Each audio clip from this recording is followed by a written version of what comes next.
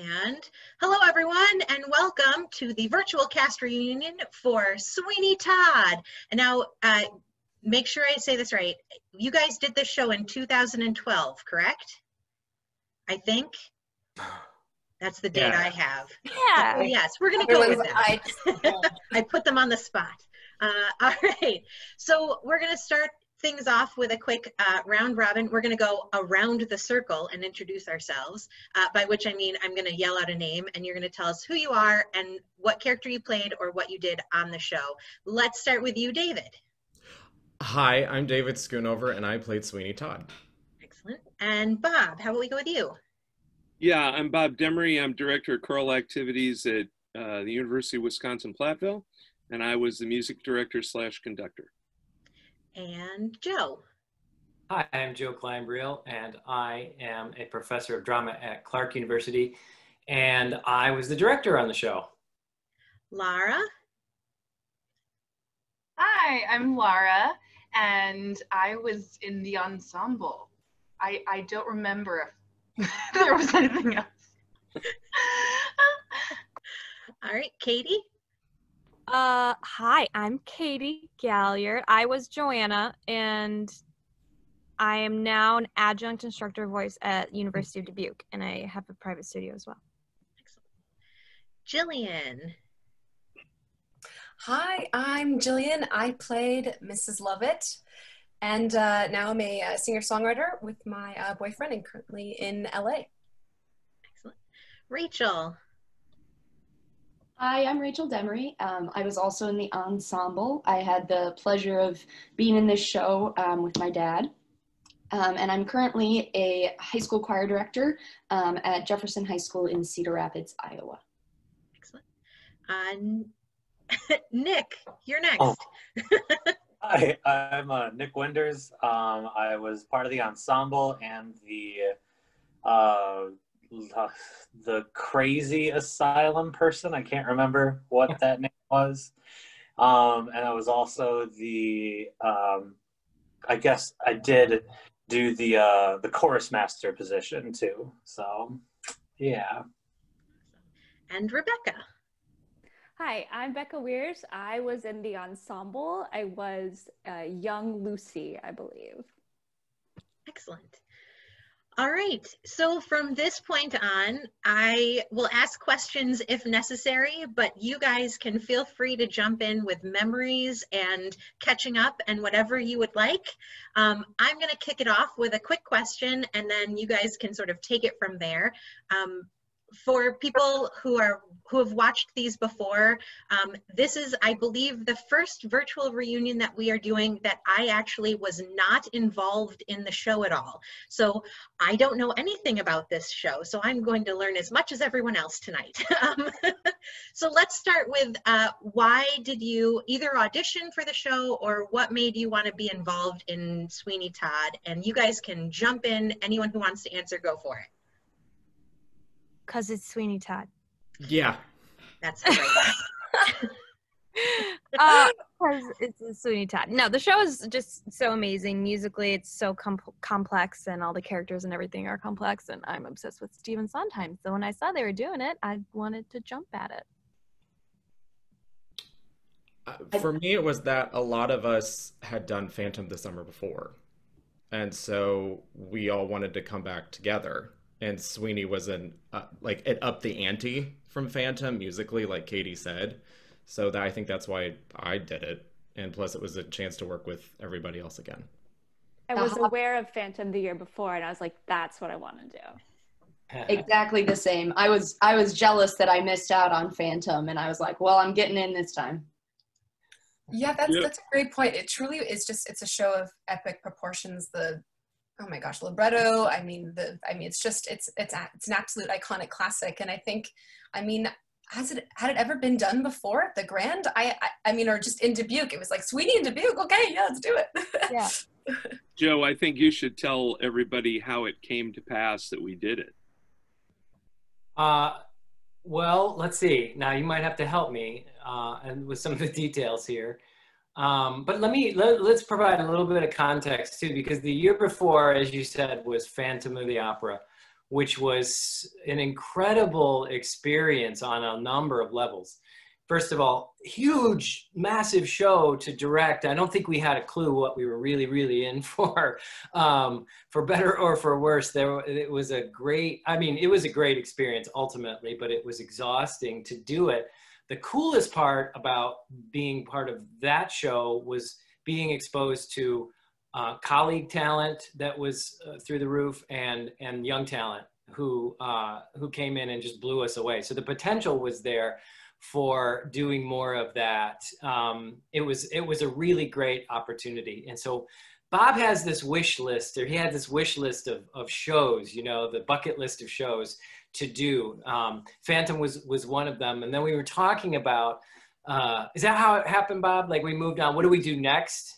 So we were literally finishing auditions for Phantom. Oh yeah. And Paul Hemmer, who is the executive producer at the Grand, came up to us and said, okay, well, this is going to be great.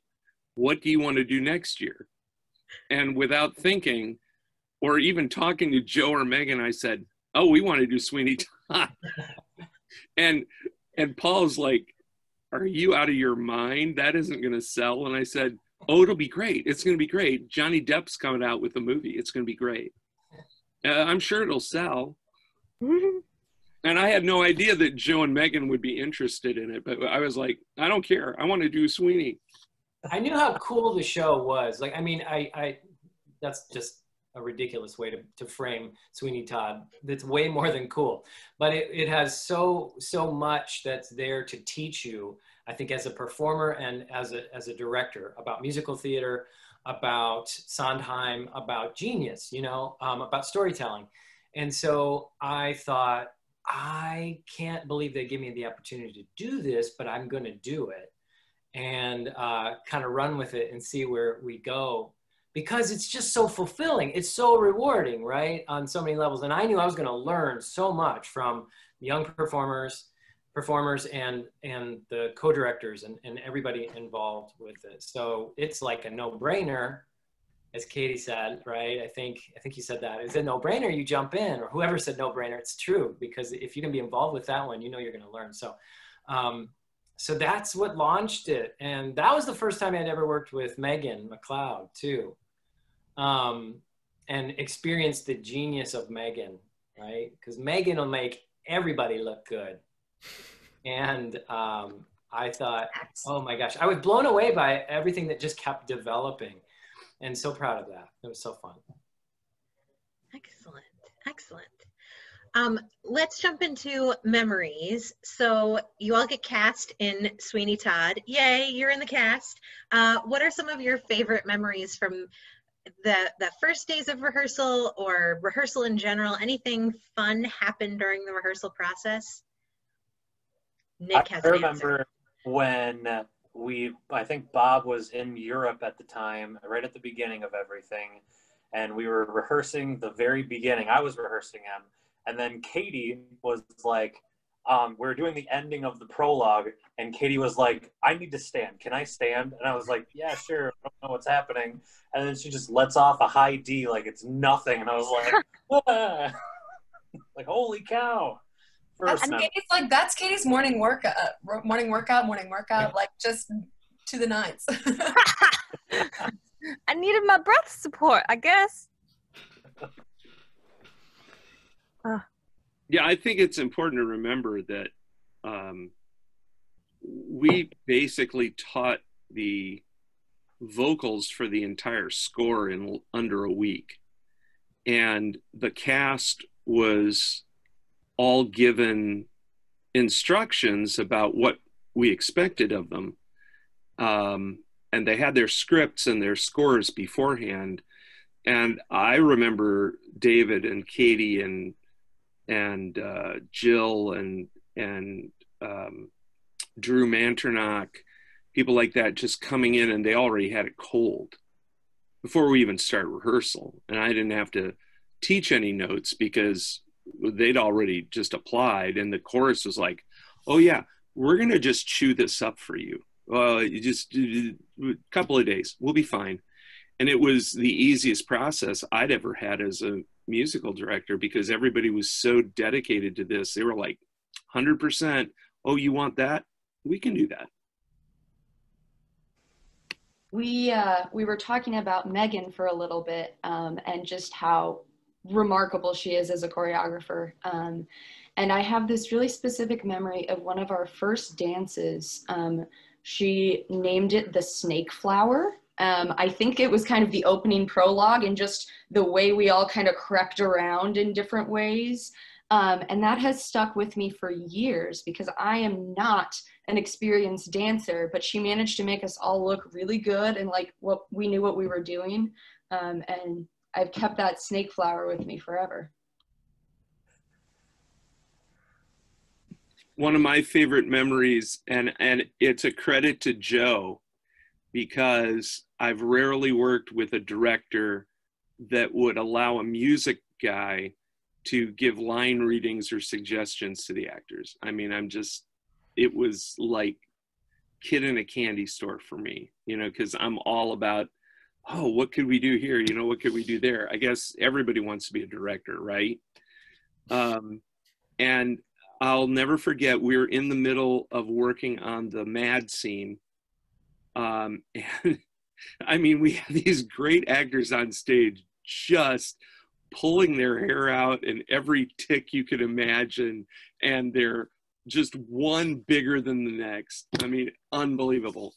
And Matt Wieland, God love him, was frustrated after that rehearsal. He's like, I don't know what to do. I don't know what to do. And I said to him, Matt, just stand there and don't do anything. Just be completely dead, like you're autistic. And he did it. And immediately that was his thing for the rest of the show. And I loved the fact that I could offer something like that to an actor. And Joe was like, oh yeah, that's cool. Yeah, sure, go ahead. I like to definitely hear all the ideas in the room, and the exploration of character throughout that process is so intrinsically laced to the music, right? So we're figuring this out and seeing the genius of it as we're working through it. And so to hear when those things would pop up as ideas and suggestions, you know, I just hear it and go, that's right, we need that color. You know, I'm not going to think of that color. You thought of that color. Let's use that color. You know, and that was a really fun part of the process too. There was like I mean, I don't know how everybody else felt, but I was observing this sort of energy that was rolling on itself and kept growing because, as you said, Bob, everybody was trying to really meet the potential of this piece. You know, y'all were young people with a lot of talent who were shooting for something big, and you could hit it, and you did it, which was phenomenal. But you were doing that, and you could feel how it was breeding this sort of contagious, not competition, but in a way, kind of competition to make the whole thing really sail. And so by the time we got to like when we were really starting to shape up and get close to opening, it was really phenomenal, you know.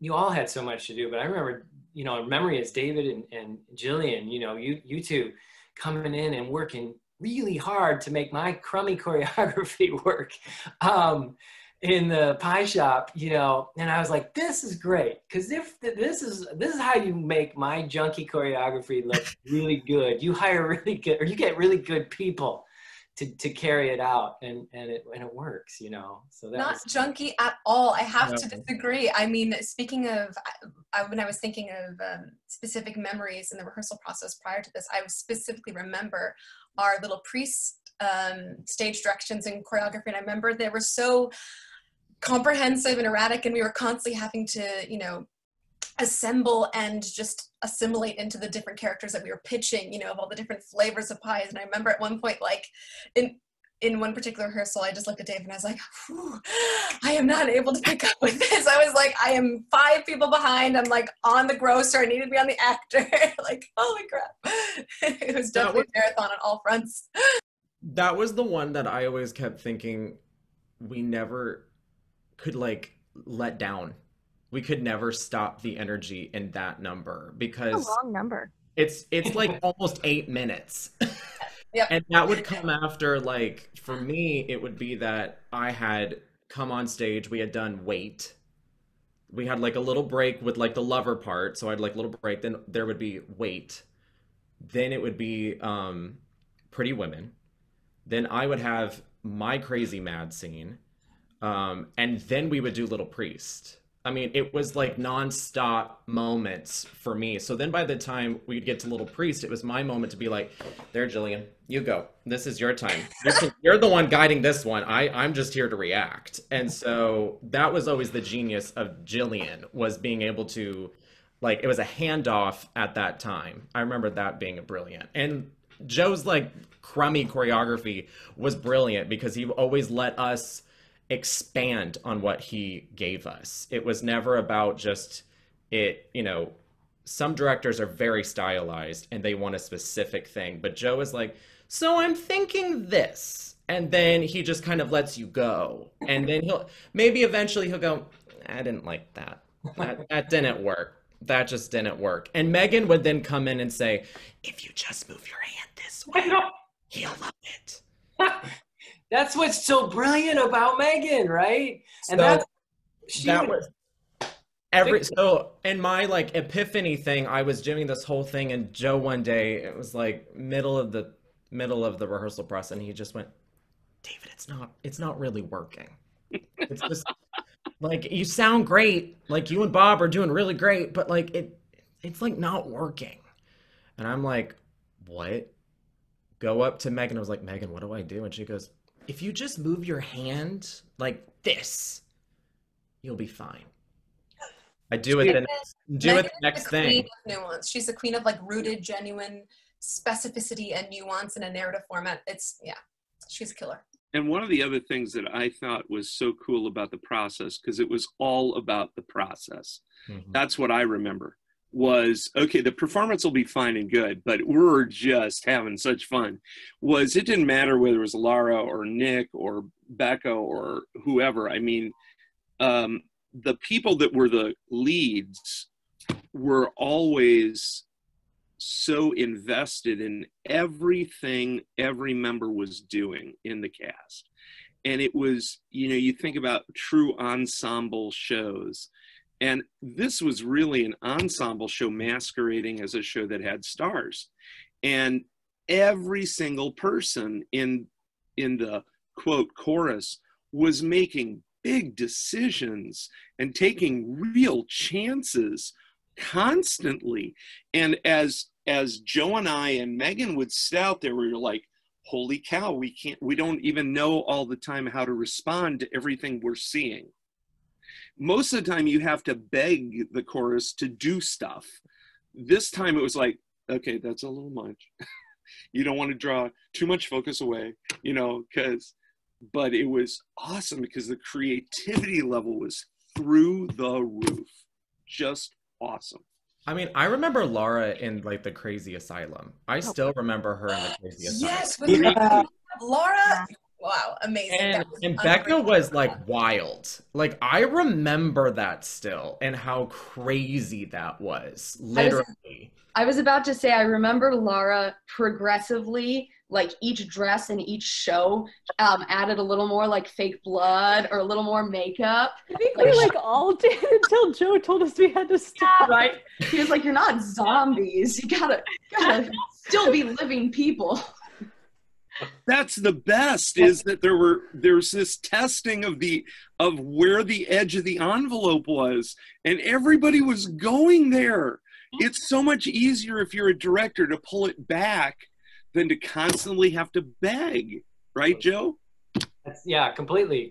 Because then suddenly you switch to that role of like, okay. You know, let's get a grip here and figure out, but that's supposed to be the director's job, right? I mean, I think you've got to keep an eye on the vision. But you're right, because often you're going, no, give me more, keep pulling it, reach the potential. And you guys were like, potential? You back off this potential. So I remember, like, it was still the rehearsal process, I think, but it was during the performances between between the 2 weekends, because we did 2 weekends, I believe, right? We were dark on Monday, Tuesday, and Wednesday, I thought. And then like from that time of spending an entire like just 2 months with the same people and like friends and friends and friends, just getting so close with the ensemble, and then seeing 3 days without them, seeing them on Thursday back again, we were like, hi, I've missed you. Where have you been? How are you? What's going on in your life? Like, it was just so close friends that I remember from that ensemble. It was really cool.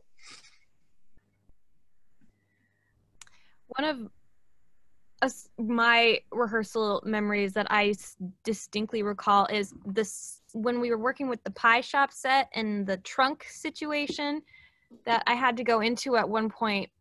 And it was before we put in like a floor in the trunk, bottom of the floor, because at one point Pirelli was in the trunk and I think he came out that way. I don't know. It's been a while.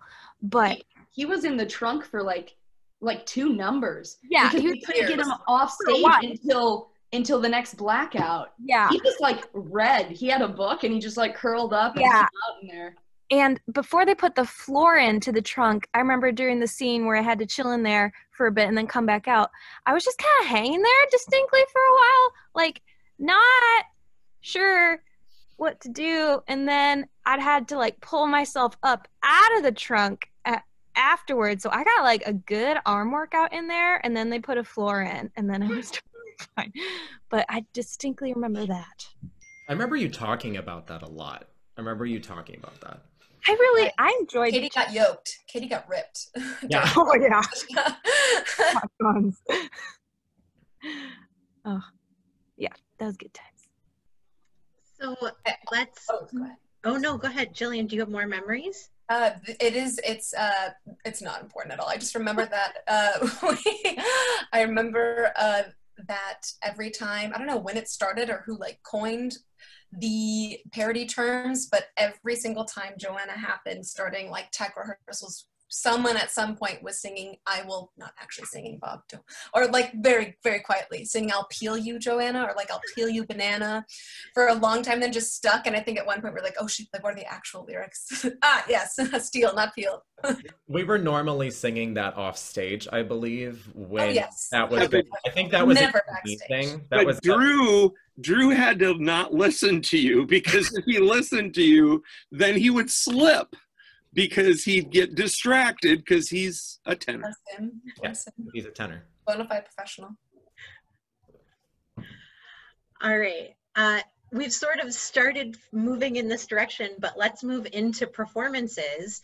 And I'm sure that there are some good stories, especially from the backstage on this one, from performances. Let me give you a more guided question. How about, is there anything that happened backstage that might surprise an audience member?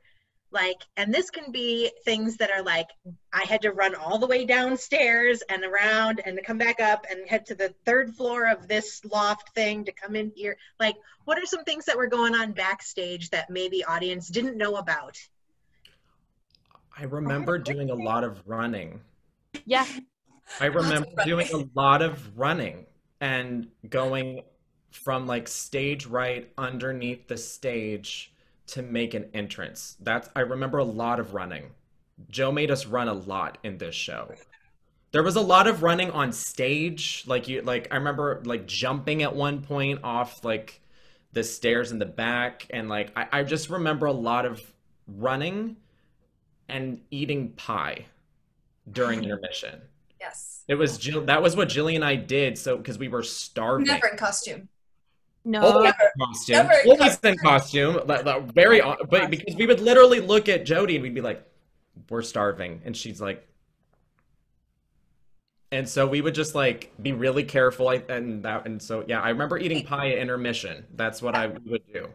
That raises a good question. At what point did the pies become real pies? I remember they were filled with newspapers for like our photo shoots and for rehearsal, but they were real pies that we used? You know, that's the thing. I always like to tell the story about how this was a show that was a show that we were basically doing really early. Like it wasn't just like We killed a lot of people through the process. I Yeah, mean, because Joe was so um bye Katie. Bye, guys.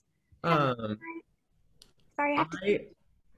I remember like there being basically we didn't like we just kind of just went into doing the show even though we were doing tech, but because of the fact I think that the year before Phantom was so crazy and we were adding things in performance that Joe made sure like everything was done for us. So we had the set done. And then by the time we were doing it, it wasn't opening night didn't even feel like opening night because we were so used to doing it. I remember Jillian and I looking at each other intermission going, are they even reacting? Because we were just so, it just was like this, there wasn't that energy that we had from like the year before. And then we finished and it was wild. It was like the craziest thing ever. That's what I remember about opening night. Oh yeah, and that moment was at the end of Act 1 where we went down. Or Act 2. It was Act 2. That moment was fire. It was stellar. Like I remember like finally like going down and seeing everybody and it was just like a roar of opening. And we both looked at each other finally and went, oh, they liked it? Like we had no idea. They didn't give any energy back. I mean, we would like do something and they'd kind of like, nope. Like Little Priest, it was like, oh, that's really nice. Or that's how it felt. And I remember going up to Bob going, they hate it. They hate it. He's like, no, just keep doing the show. Just do the show. You're fine. You know, the normal, typical Bob thing. And then after, he goes, see, I told you. But here's the thing. As a conductor, I've gotten used to having my back to the audience and being able to feel what the vibe is. And I knew 5 minutes in that the Dubuque audience had never seen anything like this before. And they did not know what to do with themselves. And they were really uncomfortable, which I was like, good. We want you to be very uncomfortable.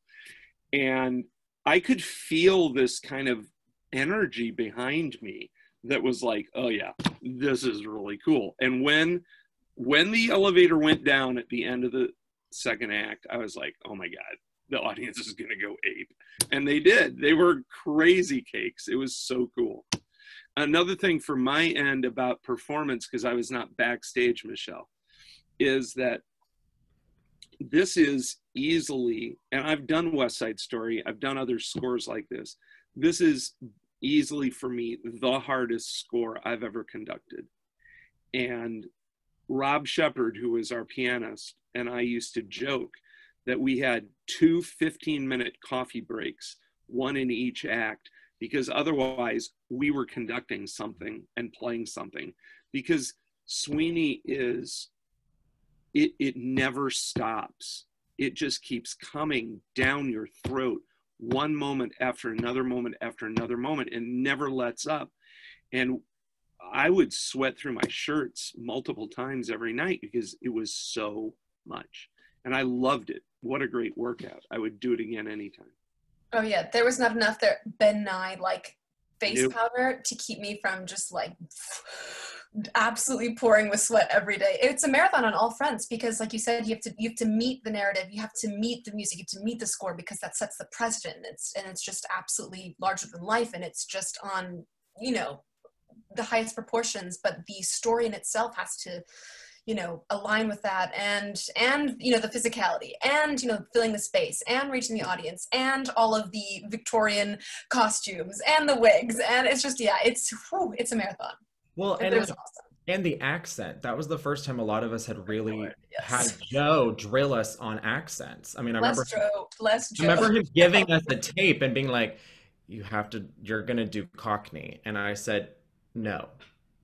I just said, you're crazy. And he was like, no, you'll be fine. We're not going to do like the whole, not all of it, but it's going to be like shaded. And I was like, oh, okay. And so I remember getting a lot of notes at the beginning. Yeah, this isn't right. This isn't right. And we would just have like Jilly and I would just go, here's our list of notes about our accent tonight. And that was, I remember the beginning process was all about the accent. Which is really not fair at all because you're already juggling like, right, 50 plates in the air with Sondheim anyway. to go, no, you need to do this too, was probably not very fair. But as Bob would always say, he recognizes the potential and how you can meet the, if you could even meet 50% of the potential that's there, you're doing pretty well. But we knew that we could meet a greater level of potential with all of you and with this show. And that was really what drove us. And so it was just one more challenge in the potential, I think, in meeting that potential. That reminds me of a very specific spot in the score, and it's Jill's, and it's in her last scene. And it's a metric thing that happens in the score that is practically, oh my gosh, that took us forever. It's when we're dancing right before you incinerate, right? Me, correct? you know where I mean. It's Yes. practically impossible.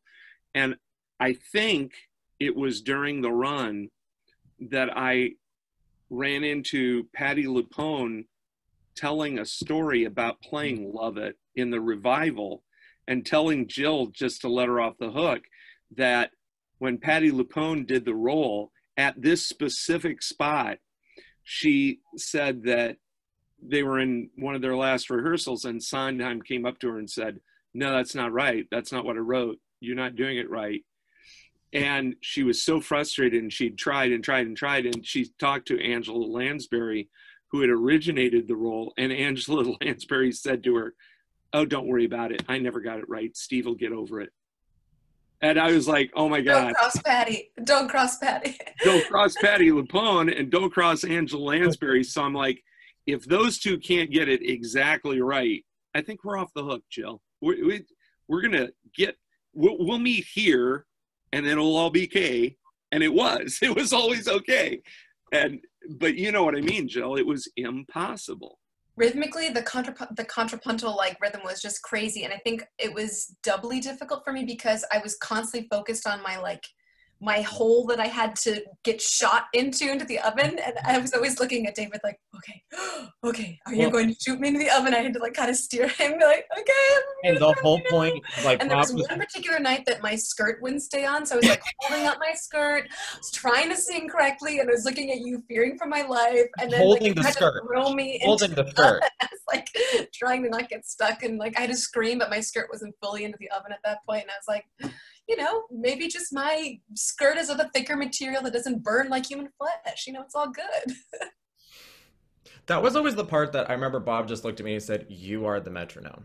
You are the one who has to keep us going. And I was like, okay, that's easy. I'm driving the scene. Jillian can go crazy because she knows she's probably going to get killed or something's going to happen. So I just remember being, Bob, just keep me steady and I'll follow you. That was that part we rehearsed quite a bit. I remember that one being, that's probably the hardest part in the score, I think, for Love It and Sweeny both. Yeah, that one's a doozy. For anybody. That was the hardest part, period. I thought it was more difficult hearing Laura and Becca, though, just all of the soprano ones having to sing just the Sweeny and nail that super high note at the prologue. I was like, props to our soprano ones. Holy crap. Go ahead, Nick, sorry. Sorry, no, it's really stupid. At the end of basically every performance, in the boys' dressing room with all of the high school boys and then Austin and myself, and I think Luke was in there too, we were all, anyway, so there's a scene in Lord of the Rings, The Two Towers, where the orcs are walking around trying to find the hobbits and stuff, and they say something about that smells like man flesh. I can't remember exactly where it is, but every time in the dressing room after the performance, I think it was Austin and I started it, and we would just go looking at each other and we go, smells like man flesh. And then we just do the whole scene from Lord of the Rings, just with all the high school kids do. So stupid, but I remember that.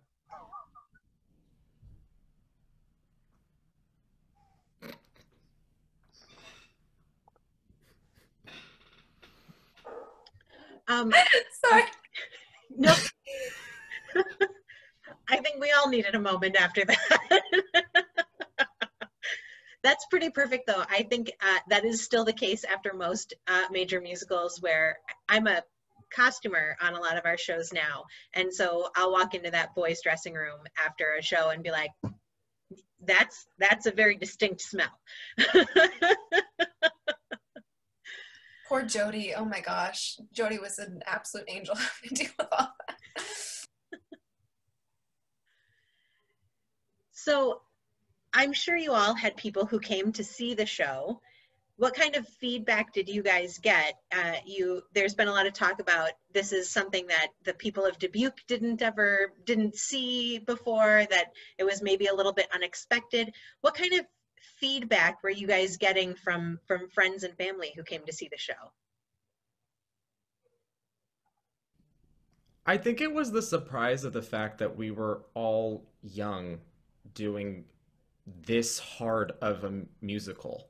I mean, it wasn't that it was just we were whatever it was billed as, like the young adult or, you know, production. It was that this was harder than anything adults were doing. And we were doing it. It wasn't just like, oh, this is Sweeny Todd Jr. I mean, it's a masterpiece, and we felt like we were making it and doing it, and I think that was stunning to people. And on top of it, it was a dark subject matter that a Catholic town was a little surprised to see us doing, and we weren't trying to like make fun of it either. We took it seriously. I think that was what I remember getting the feedback of, wow, you guys are like doing it. That's what I remember. I would love to see Sweeny Todd Jr. That's all I gotta say. I have to say that I think that one thing about Sweeny was we had, and I'm sure Joe will agree, we had such an incredibly deep bench. When you've got Chris Doss, playing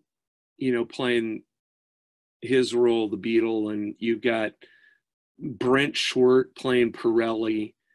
I mean, it was such a deep bench. You know, it wasn't just, oh, well, we got 2 or 3 people who are the leads, and then we got all these really smart chorus people. No, the bench was deep. And you got Gage Sternhagen playing how many different moments, or Winders playing all these moments, or Amanda Zazeta playing all these little moments, that were just, and Emily Hackle-Hastreiter, who had been Carlotta the year before, and now she's playing in comparison, a really small but very important part of the show. The bench was just so deep. It was unreal. And for me personally, the response that mattered the most was Paul Hammer. And Paul realized early on we were going to take a loss on the show. And to this day, he has said he's never been prouder of any production that he ever put on at the Grand than Sweeny Todd, because the artistry was at such a level with such people that gave and gave and gave. He would not trade it, even though it lost some money. To me, that's everything. That's art right there. Totally beautifully said there, because that's such a good way to frame that experience. And I remember just being so proud of being able to sit back and watch it. I was always tense too about what the audience was experiencing. It didn't matter. Every single night I was like, what must be going through their minds with this piece, because it's just different experience. But I was so proud of what was happening on the stage and what people were doing. I just couldn't wait for the next moment. And I loved just being able to be with you all out in the house, watching it and taking that ride that you all did beautifully at creating. It was so fun, so great. And I so appreciated some of the creative moments that were happening. And everybody had a role in this creativity, but like one of the things I was so proud of was down by the sea, and how that was the involvement of the idea of saying, well, what if we did this with it, you know, and we had more of the of the scene that was created there, and then that bled into costumes, and it just bled into and so much, and to watch those risks that we took with it, and see it come to life. I was so proud of that. I thought it was so great, and I think some of that moment, if I can throw in, some of that moment was Megan. Again, I mean, we just can't give Megan enough credit, because it was Megan, wasn't it, Joe, that said, well, we should have these other couples they're dancing with, right? I'm not giving her the credit for that. You? No, I don't know. Actually, what's so great about Megan is that if you say "what if" in the room, she's already running with it. She's already with you there. So she is such a collaborator in that way, that she just seamlessly takes the idea and makes it a reality, and you do it. And that's what was so great. So I don't know, maybe she did. I honestly don't remember. If it's a really good idea, I'm going to take the credit for it. If it's an almost really good idea, anyone else can have it. Well, Megan is busy choreographing Nutcracker right now, so you can take the credit for now. Don't tell her. No, I definitely won't. I mean, we're going to publish this on Facebook later, but I definitely won't tell her myself. I think the thing that was so exciting for all of us was that it was the first time we had a major piece of work to chew our teeth on. Like, it wasn't just, you know, I know that, you know, like Singing in the Rain is a great show, but it's not a real chew your teeth on show to me. And we all really loved, a lot of us did Phantom, and we thought that was something. And then all of a sudden Sweeney felt like this is a serious piece of music. This is a serious piece of art. And we're like 20 or 18, and this is never gonna, like, most people don't get to experience doing Sweeney Todd at that age. Most people have to wait 20 years. So I think it was just like meeting the moment and being able to say we didn't look like idiots doing it, like trying to make sure that we actually met the moment and lived up to what Joe and Bob and Megan gave us. I think that's what we all tried to do. Absolutely. I think there was like a level of reverence, I think, for the piece and for the story. I mean, aside from it being so iconoclastic, I mean, what one thinks of when one thinks of Sweeny Todd is the concept and the music, first and foremost. But I remember being really, really grateful for especially all the dramaturg work we did with Joe, of really digging into the characters and really understanding all the dimensions and the, like, you know, the high stakes scenarios and themes that are touched upon, you know. And I mean, like the scene Mea Culpa, are you kidding me? Like, that's a lot to unpack. I mean, and a lot for an audience to digest. And I think, like you said, Bob, I think it's good that the audience was uncomfortable. I think that people really rose to the occasion on all fronts, the whole company. It's such a collective show that we really delivered on all fronts. I mean, production value aside, I mean, I think it truly felt like a regional professional theater company, for sure. The commitment was amazing, and the artistic integrity. Rachel sends her love. Her computer died. For me, the amazing thing again is that we could have had a range of basically nothing but high school and college age students who were as mature from day one. I don't remember the first crossword. I don't remember the first person being, well, I'm just not into this. It's not good enough for me. Blah, blah. I don't remember any of that. Maybe I'm forgetting in the rose-colored glasses of age, but I just remember everybody 100% from day one. What can I give? What can I do? Oh, I'm going to try this little thing off to the side. We'll see if Joe notices or Megan notices. Oh, they didn't notice. Well, I'm going to leave it in. Then I'm going to do some more, which for any kind of conductor, director, that's just gold, you know, when you're not having to tell people all the time what to do. And I want to give props to my brother Joe. I think that's part of what I loved about the process was it wasn't Joe or Megan or hopefully me saying, oh, you have to do it this way. It was, well, how do you think this should go? And can we allow you to be the artist that you want to be and watch that flourish? But it takes somebody who's got a lot of guts as a director to let that happen with a piece like Sweeny, which that's the only time you've done in your career, I assume, Joe. And, you know, you only get one swing at that pitch. To have that kind of faith in your cast, that's phenomenal. That's moving to me. The best thing that they taught, I think Joe and Bob and Megan taught me specifically, was the fact that we never had to rehearse it the same way every time.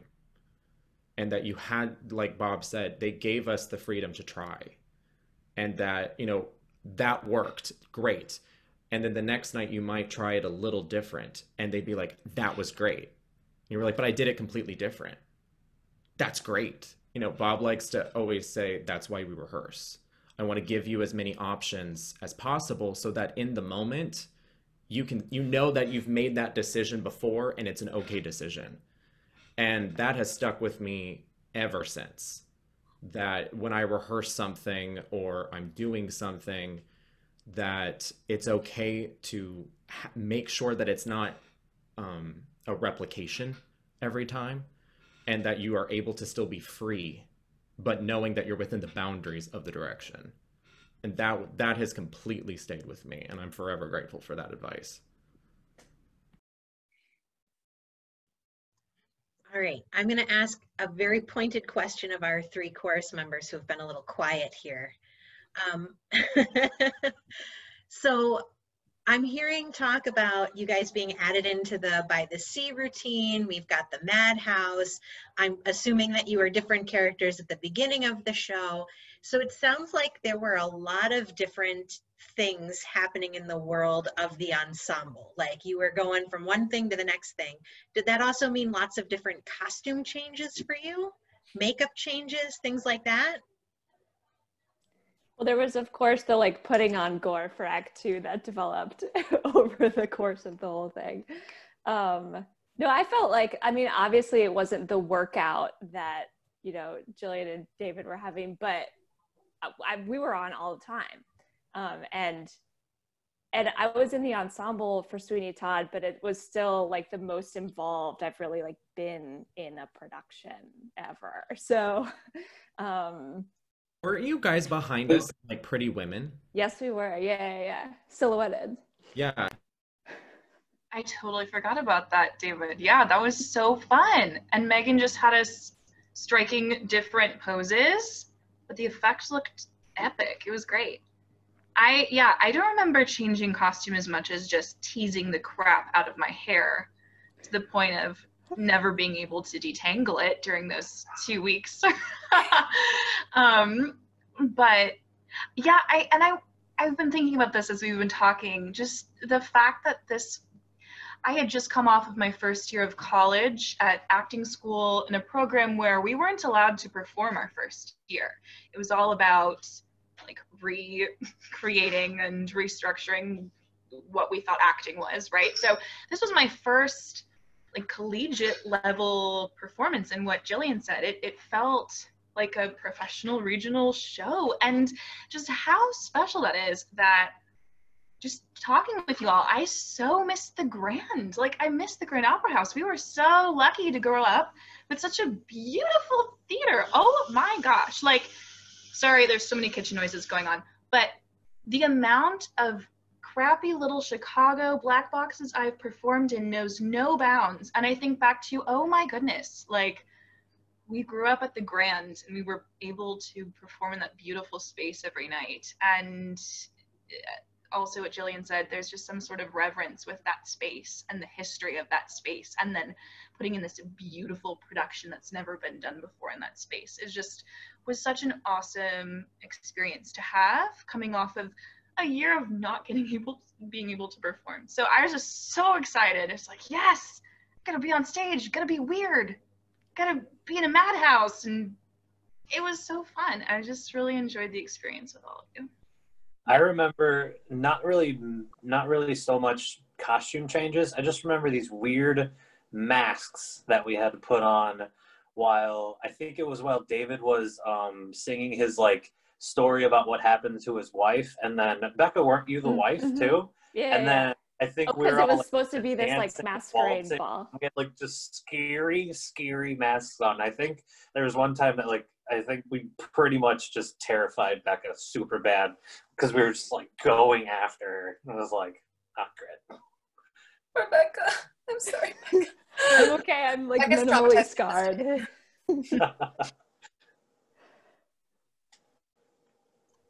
All I right. think it's worth noting that a whole bunch of other chorus people, Maggie and Marissa and Luke and Gage, and I mean, they've gone on to do stuff. You know, they're doing stuff. They're not just seeing themselves as, oh, well, that was fun for community theater. They moved on and did really good work at college, and Maggie's got a career now, for goodness sakes, and other people have careers, I think partly because they followed through on this and they were given the opportunity to grow in a very special way. And this has been said before, but you can't do Sweeny Todd if every single person in the chorus is not like with it and knows their stuff, and that's what we had. It was amazing. Yeah, and especially at our age bracket. I mean, are you kidding me? We should have. I didn't think I'd ever play Mrs. Lovett period in my life. Nonetheless, at the age of 19, like, I mean, it was such a privilege for us to inherit and just like completely explore these characters that are just, you know. Well, Jill, for you to do that the year after doing Christine Daae, which is a completely different voice range. I mean, David was at least in the ballpark, but you were doing a completely different thing. I mean, it's unreal. I remember Jillian calling me after they like sent the cast list or called us or whatever, and she went, Joe just called me and said I'm Mrs. Lovett, and I didn't believe him. I thought it was gonna be like Joanna or, you know, someone, but like Mrs. Lovett, like me? And I was like, I don't know. I have no idea what Joe's thinking. Joe just calls me and just goes, "Hi, David, how are you?" And I was like, I'm good, Joe. How are you? And he was like, "Well, I wanted to talk to you about Sweeny Todd." And I was like, "Oh, okay. What did you think of the audition?" "Well, we'd like you to do Sweeny. You know, we think you're up for it. You know, and we're really looking forward to this, and it's going to be really exciting." And I've called Jillian, and we want her to do Mrs. Lovett. And I went, "You want Jillian to do Mrs. Lovett? Like, she was hitting high E's last year, and now you want her to hit low E's? Are you insane?" And then she walks in the first rehearsal, and I was like, okay, so that's what they were thinking. That's what it was. Okay. And because she just like, it was like a total transformation. You would have never known that she was Christine Daae the year before. Not even a little bit. It was a little wild. That was wild. I think I speak for all of us when I say that, David, I'm excited for you to join SNL. I mean, as your new Joe impersonation, that was like honestly spot on. I've never heard of Joe impersonation. Well, because the most exciting thing for me about doing like Sweeny and the year before Phantom was that I had never been directed by Joe, but I knew Joe for years. I had worked with Joe as a stagehand. I think I stage managed him, maybe. I don't remember. And then he was Leo and the producers, and I was in the chorus. So I had gotten to like see Joe work in other ways, but I never worked with him as a director. And so that was what was really appealing to me. And then also getting to work with Bob, because I had known Bob for years. His oldest son, Ben, and I are in the same class in high school. And I always thought Bob was amazing, but I'd never gotten to work with him. So it just kind of felt like that was the whole point of wanting to do this, and knowing that if they were going to be directing it, there was a level that had to be met. I was just like, that's the expectation.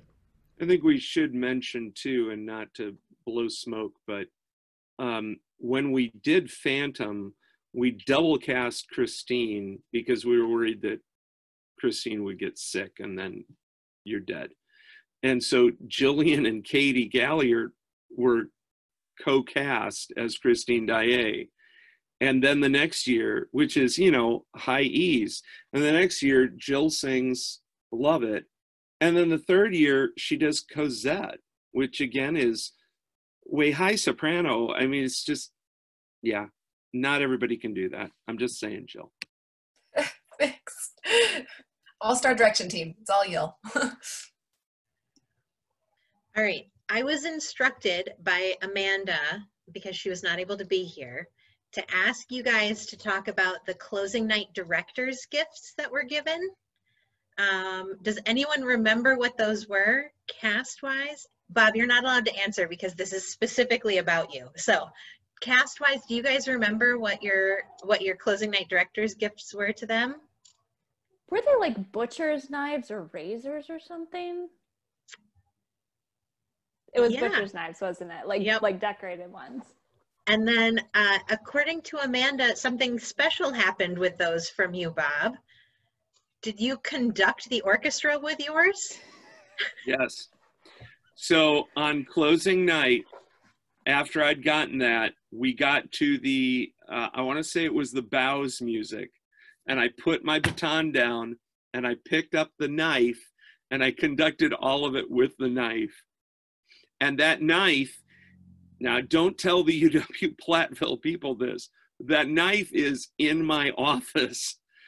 You're not supposed to have weapons in your office, but I have that in my office, but I keep it in the plastic. So I figure it's safe that way. Right? OSHA will be coming down hard on you. Shush. But yeah, it is painted and it says "Attend the Tale of Sweeny Todd" on it in red lettering. And so I conducted the bows with that. Very glad no one was harmed in that. Just kidding. Well, Rob Shepard a little bit, but otherwise. I had the same thing. I had it in my office for a long time, and I always felt really weird about it. I was like, I don't know if I should have this. I might need to take this home because I might go to jail for this. I don't really know if I should have it. So, but I totally remember. I loved getting that. That was such a cool gift. Did anybody take anything home with them after the run of the show? Did you guys abscond with costume or prop or pieces of set or anything like that? It's a safe space here. We're only going to post it on Facebook. So I saw some of you make faces. So nobody's coming after you for this stuff. We're not going to ask for it back, I promise. I mean, I agree with Laura when I say I basically just took all the filth of the Grand in my hair for months to come. I could not wash out or detangle my hair for a while. So who knows what I was able to store in there. Mine was the fact that I had to grow out my hair so much. And so then we did like a cast party, I think like the next week, like we did, or we all got together, some of us did, and I like shaved my head. And I remember Jillian like freaking out, and all she did was she just kept touching my head. That was what I remember, the freedom of not having the show. I didn't take anything, but it was the fact that I think most of us had so much makeup on our faces, and then our hair was so wild. That I think that it was more about freedom than it was taking things. Nobody stole any pies or razors or anything like that? We ate a lot of pies. Let us be clear about that. Jillian and I ate a lot of pie in that intermission. We ate a lot of pie. Yep. Competitive pie eating. Competitive. And Austin. I miss Austin's not here, but Austin also was a fierce competitor in the pie eating competition. Because like Linda now Mackey, allowed us to eat because she was like, I'm worried you babies are just not eating enough during this show. You both are so thin. And so she would like let us have a pie, and then she started asking like what our favorites were so we could have a pie. I don't think Joe ever knew that. I loved think her. we tried to keep that like under the radar so that it just wasn't a thing. Nick Winders, you didn't keep the lantern from the scene where you had the lantern, did you? The beginning scene? Yeah, No, I don't think so. I think I had to give that back. that would have been cool. Yeah, Now I I'm mean, realizing that was that a maybe good we piece. could have gotten away with like Body, that stealing would've more been stuff. We were That would have so been a good committed. These are professional people here. This is why we Yeah. cast We them. were so committed and wanted to do like the best job that Yeah, it was we like steal we stuff. Now, Yeah, we didn't- I've worked in professional theater, and even professionals take things, and I know you can back me up on that, Joe. didn't. I stole a whole bunch of stuff, but they didn't apparently do anything. Man, I went home with copy machines and everything. that's where that went. All right, guys, I'm curious. It's about 7:30 now, so I'm gonna start winding us down unless anybody has a story that they're like, I have to tell this story right now. Anybody got anything that they feel like I've left out? I think the really big one that I just want to keep stressing was the opening night thing, because Jillian and I really never got over the idea that they just never reacted opening night. They really just didn't. Like, Bob may have felt that, but we didn't feel that. We all just kept being like, what is going on? What is going on? Yeah. And then finally, like, Jillian and I looked at each other and we were like, they're not doing anything, they're not doing anything. And then it really was. We went down in the trap door. And they, like, our heads had just cleared, and it was wild. I mean, it was we both looked at each other in like total disbelief. I think we walked and did the bow thinking, they're lying. This isn't, no. That's really this. I tell that story to this day. I think it was just a lot to consume and try to sort through and for people to process, and then, it finally hit. You I can't- remember yeah, my favorite sorry. song was definitely, and I needed to say it was the More Hot Pies song, the beginning of the second act. That's good. And the That's good. thing that Megan had us do for choreography was just like 6 different things, but we all did them on different times, and then just having Jill just kind of zoom in and out and everything else coming in the chair. That was like my favorite thing, and all I have to do is just sit down and not eat any pies. I didn't know they were real pies. So mad. Yeah, no, that song was absolute chaos. I remember thinking, I was like, Austin, I was like, dude, how are do we need to just like pound some Gatorade before this, or like, hype each other up? I think we would just like spend the time leading up to the top of Act 1, just like making each other laugh with like the office jokes or something, and just trying to get each other at the energy level we needed to just absolutely zoom and have zoomies across stage, and like not get whacked in the face with chairs, not hit the rotating top. Oh my gosh, yeah, that was logistical. Because, well, you all had to run up. You had to then come see me as the chair was coming, and so I was pacing watching you all, and I was like, I don't have to do that. And I got to just pace, and then she would have to like run up again. Lots of running in this show. They're like, there's no walking in this show. It was running. And so Jillian would run up the stairs and like talk to me about it. Then she'd run back down to do the rest of that. That's it. It was just running for the top of Act 2 compared to like the slow crawl of Act 1, the top of the show, and then that energy was totally different. Was it Gage or Matt that when we first tried the chair release, like almost hit their foreheads on the front? Do you remember that? Matt. I think it was Matt. Sounds right. You remember that it was like, oh my God, he could have practically practiced that. Yeah, we were a little terrified that first time. Boy, that was something. The other thing that I wanted to say was, I can't remember how many performances we did. Was it 6 or 7? But I know that the runtime of the shows, the actual performances, however many there were, I want to say it was like 234, something like that, from beginning to end. We were never more than 2 minutes variance in the entire run, including the dress rehearsals. We were within that window every single show, which tells you that it was routined, that everybody knew exactly what they were doing, and they could keep it within that framework. I've never done a show like that. I've done lots of shows. I've never, ever had that kind of consistency ever in my life. And it was the type of show too that every night, you know, some nights you feel like we're really lagging, you know, and you're probably right on time, but you're so used to it. That was a show that never felt like, oh, we're really barreling through this, and man, it's going to be a struggle. It never was like that any night. I mean, and I think I said it before that it was when we got to the dress rehearsals, we had all the sets by that point. We had them way before dress. So going into dress wasn't this like new, you know, the new energy. It was just, oh, okay, so we're just adding I mean, I think we just added costumes for dress. I don't think there was anything that was really new at that point.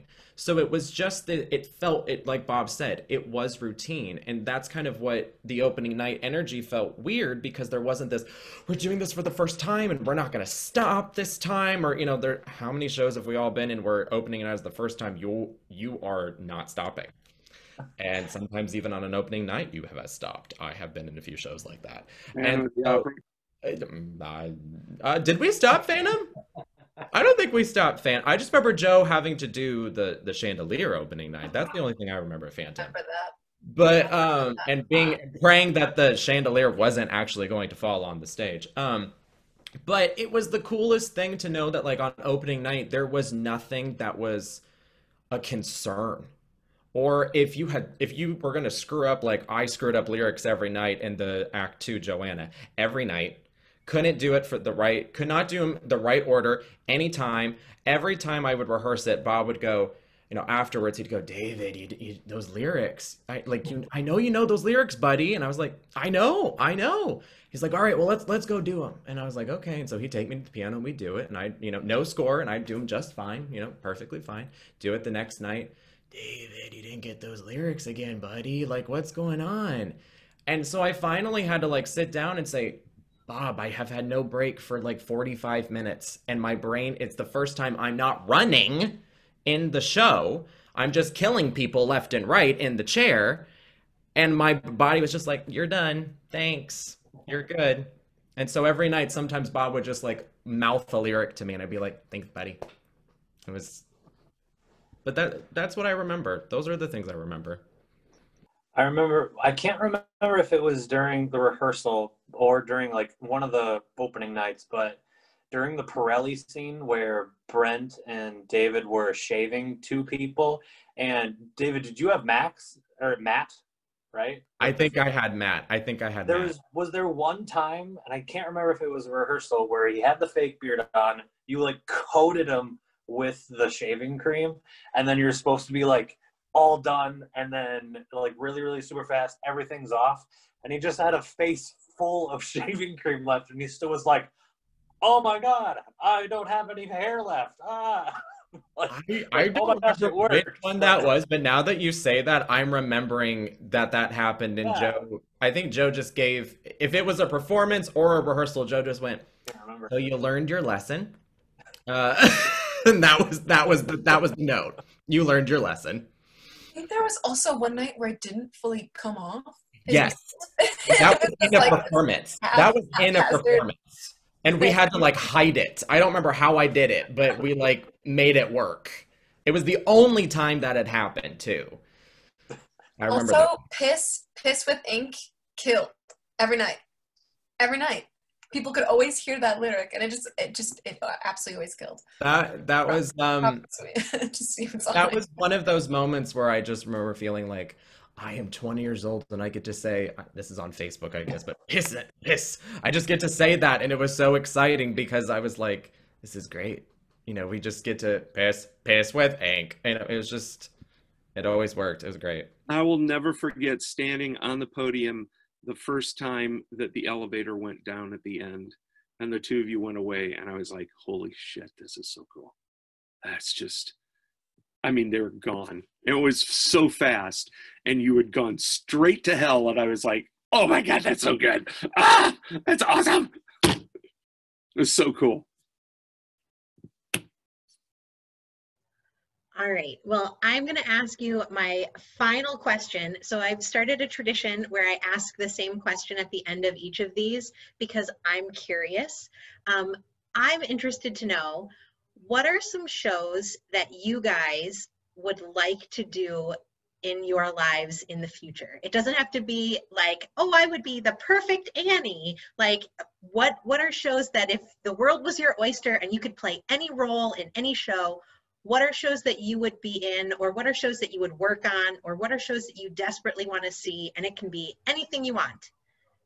Well, I would be the perfect Annie. So Perfect. that's my, yeah. I would say show I would love to see and see probably at the Grand is Kiss of the Spider Woman. And like all-time favorite show I'd love to be in is probably. Oh, she muted herself right at the end. Oh, I said, and show that I would love to be in was My Fair Lady. Sorry, I thought I. There we go. All right. I had to leave you guessing. Just leave you in suspense. I have regrets about not coming back to do Gypsy, actually. I like got this random summer job because I was like, I was earning like minimum wage. I was like, I gotta make money this summer. I should have just done Gypsy. It would have been so much better. In quarantine, I have been going back to the shows that like I loved as a high schooler. Since my life has changed directions of like going on and studying classical music and then figuring out life. And I found once stores started opening up out where I live, there's a thrift book store that sells books and DVDs and scores and all that sort of stuff. And there was a copy of Sunday in the Park with George. And I mean, I've loved Sunday in the Park with George for years, but it just kind of felt like that would be the coolest show to, first off, do at the Grand at some point. That would be really cool. But also a perfect show post-quarantine about making art and the importance of art. It's been done at the Grand. Really? Saw it at the Grand. Yep. Oh, wow. It's the only time I saw it live was at the Grand. I saw it in my undergrad, and that's it was before we had started by at least 6-7 years. Joe, you may not have even been in town yet. I don't remember that at all. Yeah. Correct me if I'm wrong, Michelle, but I'm pretty sure Sunday's been done there. Sunday has been done here. I don't remember when. I know that it was a very long time ago in the grand, well, in the scheme of things from my perspective. But we did start going through the archive this year, and we're trying to put some pictures and things together and going through old playbills. And we came across a list of all the shows with Sunday on the Park in it. Yeah. And I was very sad because that's one of my favorites. I agree 1,000%. Totally on board with that. And also that was like, I think the first thing I watched in quarantine, the version online with Bernadette Peters and Mandy Patinkin, and just wept. Yeah, 100%. I got two shows that I would choose. One is my personal favorite that nobody ever does because it's impossible, and that's City of Angels. Which Bob showed me one day in his office. I'm sorry, I have to cut into this. That he showed me this one day in his office when we were doing like him and I would do a few rehearsals, and he was like, so there's this show that I really have to show you. And that's on a bucket list too. Am I not right? I mean, What You Don't Know About Women, the song What You Don't Know About Women absolutely kills. Total bucket list because no one does it. And it's one of those shows that's like, everyone's like, best musical that's never had a revival. Yeah. Cy Coleman. But the other one that I would do in a heartbeat for free, Joe, with you and Megan, Come From Away. Yeah. I will do Come From Away for nothing. That show is amazing, and it's exactly right for a cast like this cast that we had, where everybody gets the spotlight and gets to do multiple things. It's exactly the kind of thing we were doing. It's such a great show. Love that show. I think what would be really good, because I've done this before in high school couple years ago, and it was really, really cool for my area that I'm in right now, but it would be really cool to do at the Grand would be Sister Act, the new kind of revival of it. with like cut the disco music and everything, and the Bee Gees type trio of idiots in there, and just I'm gonna kill that girl. It's really good. It's a really wholesome musical.